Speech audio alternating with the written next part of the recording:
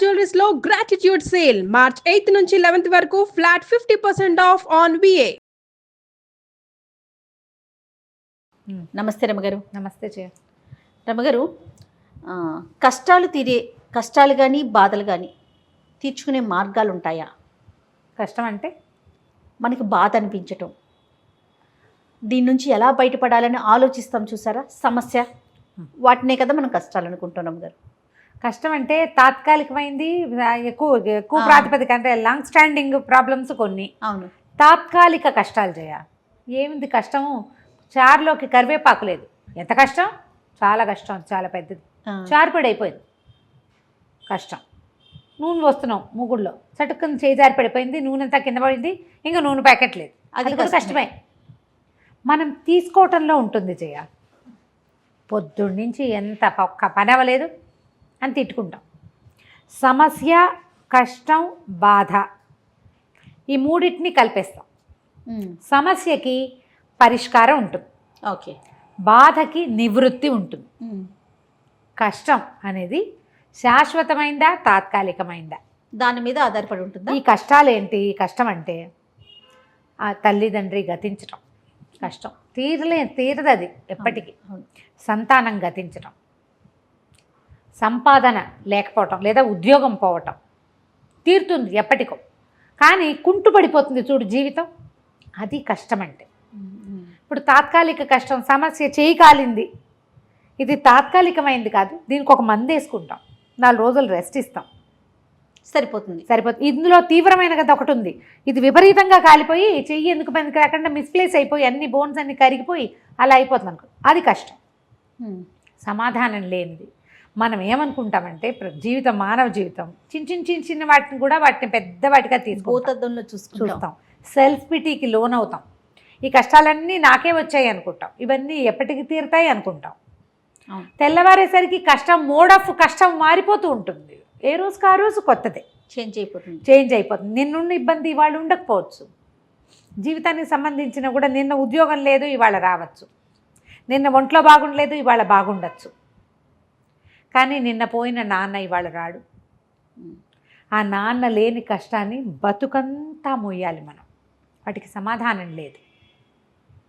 దుఃఖం, బాధ లోపల కలిగిస్తూ ఉంటుంది, క్లేశం మనసులో ఉంటుంది. అది ఈ సాధారణ కష్టాలు ఉన్నాయి చూసావా, వీటన్నిటికీ సమాధానాలు ఉంటాయి. ఇందులో సంతానం లేకపోవటం, మనం ఏదో పూజో పునస్కారమో చేసుకుని సంతానాన్ని కలిగించుకోవచ్చు. ఐవీఎఫ్లు, ఐఓఎఫ్లు, నువ్వే బోల్డ్ అని మెథడ్స్ చూపిస్తున్నావు, అదేదో చెయ్యొచ్చు. లేదా ఒక చంటి బిడ్డకి పెంచుకొని దానికి జీవితాన్ని ఇచ్చి అది మన జీవితాల్లో కూడా వెలుగు నింపుకోవచ్చు. బాగుంది కదా, సమాధానం దొరికేస్తుంది. వివాహం కాలేదు, ఈ సంవత్సరం కాకపోతే వచ్చే సంవత్సరం అవుతుంది. ఎవరికో ఆ వివాహం కాకుండా ఆగిపోయింది. దానికోసం ఆ గుళ్ళోకి వెళ్ళండి, ఈ ఊరు వెళ్ళండి, ఇక్కడ ఈ కుజదోషానికి పెళ్లి చేసుకోండి, ఇలా చేసుకోండి, అరటి చెట్టుకి ఇచ్చి పెళ్లి చేయండి చెప్తాం, ఏవో రెమెడీస్. కొంతమందికి సక్సెస్ అవుతాయి, కొంతమందికి అవ్వదు. ఇక ఆ కష్టం తీరేది కాదు.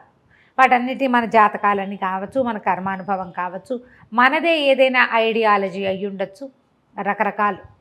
ఇవి కాకుండా ఉద్యోగం లేకపోవటము, సంపాదన లేకపోవటము, వ్యాపారం పాడైపోవటము, పిల్లలు మాట వినకపోవటము, ఇవన్నీ కష్టాలే కదా. అవును. వీటన్నిటికీ ఎక్కడో చోట ఒక సొలేస్ దొరుకుతూ ఉంటుంది. ఒక ఓదార్పు దొరుకుతుంది, ఒక సమాధానం కూడా దొరుకుతుంది. అన్వేషించాలి అంతే. మొట్టమొదట ఆ అన్వేషణ లోపల చేయాలి. ఇది అసలు పెద్ద కష్టమా?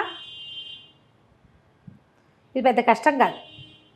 లేకపోతే పోనీ, వస్తువు లేదు బాధపడుతున్నావు, పోనీ రేపు వస్తుంది, రాకపోతే పోతుంది.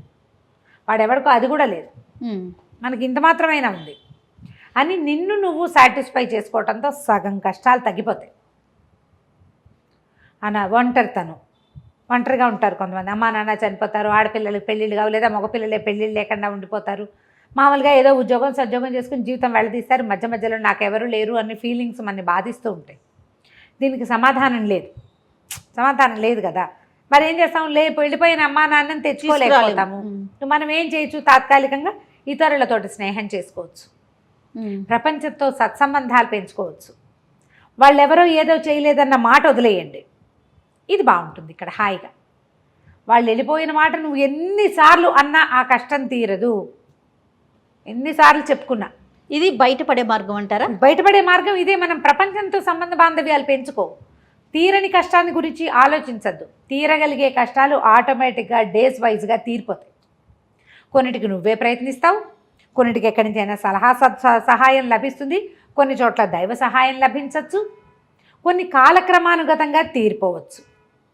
చతికిల పడిపోకూడదు,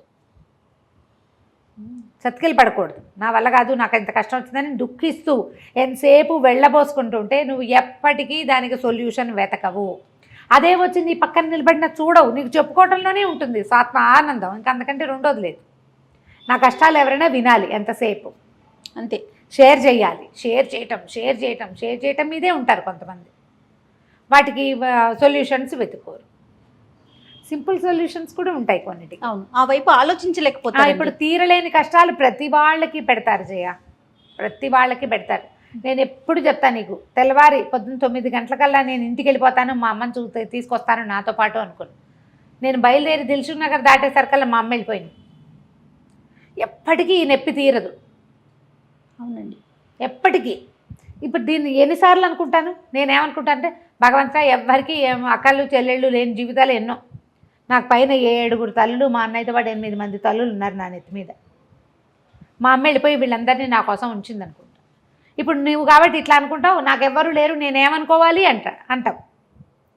ఇప్పుడు దానికి సమాధానం నేను ఈ మాట అనుకుంటాను, దానికి ఏం సమాధానం చెప్తాం? అమ్మ వెళ్ళిపోయింది, పిల్ల ఒక్కతే ఉండిపోయింది, ఎట్లా? మిగతా వాళ్ళతో సమాజంతో కలవటమే రమ్మగారు, అంతే. దీనికి సొల్యూషన్ ఏం లేదు, దానికి సొల్యూషన్ లేదు.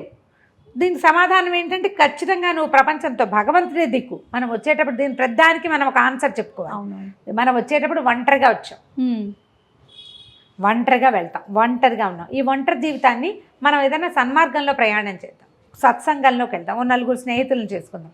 రోజు నీ కష్టం ఏకరువు పెట్టుకోవద్దు. ఒంటరిగా ఉండేవాళ్ళు బతకలేరా అని మనల్ని మనం సమాధానపరచుకోవాలి.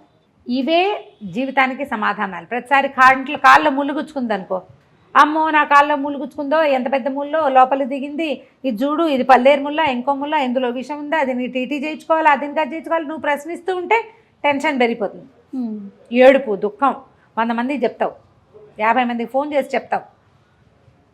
ఒక ఆన్సర్ చెప్తా దానికి నేను, దేవుడు ఎంత మంచివాడు. కాళ్ళలో గుచ్చుకుంది సరిపోయింది, కంట్లో గుచ్చుకుంటే కరెక్ట్ కదా. సాధారణ కష్టాలన్నిటికీ ఇట్లా మనల్ని మనం సాటిస్ఫై చేసుకోవాలి, తగ్గించుకోవాలి. ఇవందరికీ వస్తాయి. ప్రెగ్నెన్సీలు, అందులో బాధలు.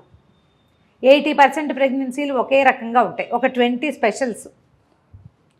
మన కర్మానుభవం అంతే. ఈ కాస్త ఈ 4 రోజులు ఓపిక పడితే మెల్లిగా పిల్ల బయటపడుతుంది, చంటి పిల్లని పెంచుకుంటూ మర్చిపోతాం. తాత్కాలిక కష్టం. నాకే ఎందుకు వచ్చింది, నాకే ఇలా ఎందుకు వచ్చింది, నాకే ఎందుకు డయాబెటీస్ వచ్చిందంటే ఏమనుకుంటాం? నీకు చంటి బిడ్డ కంటే చింత ఎక్కువైపోయింది. పిల్లేం బాగా పెరుగుతుంది, నీ చింత పెరుగుతుందిగా అనవసరంగా. అవును. నేను నా ప్రెగ్నెన్సీ ఎంత కష్టపడ్డానని 100 సార్లు చెప్పుకుంటాం. ఎందుకు? ఉపయోగం ఏముంటుంది? ప్రయోజనం ప్రయోజనం లేదు కదా. ఈ కష్టాల కడలిలోంచి బయటపడడానికి ప్రధాన మార్గం చెప్పకపోవటమే. ఇది లోక సహజమని గ్రహించాలి. గ్రహించామా మనం హాయిగా ఉంటాం. కష్టాలు తీరే మార్గం ఇక్కడ ఉంది, లోపల. అంతకంటే రెండోది లేదు. అయితే ఇవి కాకుండా, ఈ సాధారణమైన విషయాలు కాకుండా ఇంకా కొన్ని మనం డిఫీట్ చేయలేనివి, ఎంత ప్రయత్నించినా పోగొట్టుకోలేని ఇబ్బందులు చాలా ఉంటాయి. మీరు మాట్లాడుతుంటేనే నాకు అదే అనిపించింది రమ్మగారు. ఒక్కొక్కరికి ఒక్కొక్క కష్టం. అవును. దాని నుంచి ఎలా బయటపడాలి, బయటపడిపోవాలి. బయటపడటం అంటే కష్టం నుంచి బయటపడలేకపోయినా రమ్మగారు ఏమనిపిస్తుంది అంటే, మనసుకు కొంచెం ప్రశాంతత ఉంటే చాలు, ఆటోమేటిక్గా కష్టాన్ని గట్టెక్కేస్తామన్న ఫీల్ వస్తుంది కదా.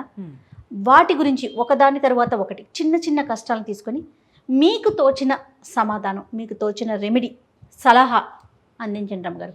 నెక్స్ట్ వీడియోస్ అలా చేద్దాం. కొన్ని కష్టాలు, ఉదాహరణకి పెళ్ళిళ్ళు కాకపోవటం, ఉద్యోగాలు రాకపోవటం, ఒక చోట సెటిల్డ్గా ఉండలేకపోవటం, సంసార కష్టాలు, ఇట్లా రకరకాల బాధలు. అట్లా చేయాలనిపిస్తుంది నాకైతే. చేసి చూద్దాం. అంటే ఇప్పుడు కష్టానికి జయ ఎప్పుడు కూడా కొంతమంది చెప్పుకుంటే తగ్గుతుంది. అవును. ఏం మార్పు రాదు. మనకే ఒక తేలిక. ఎంతమంది చెప్పుకున్నా తేలికగానే ఉంటుంది, చెప్పుకుంటూ ఉంటాం. ప్రయత్నం చేస్తారు కొంతమంది. దైవ సహాయం లభిస్తే బాగుండు అనిపిస్తుందండి. దానికోసం ఎలాంటి మార్గాల్ని అనుసరించవచ్చు? లోక సహజంగా పురాతన కాలం నుంచి ఇందులో తాంత్రిక విధానాలు, తంత్రం అదేదో ఏమిటో కాదు, మనం చేయగలిగేవి, మనం ఒక ధార్మిక విధానాలు ట్రై చేద్దాం, కొన్ని చెప్దాం. తప్పకుండా రమ్మ గారు. నమస్తే. నమస్తే.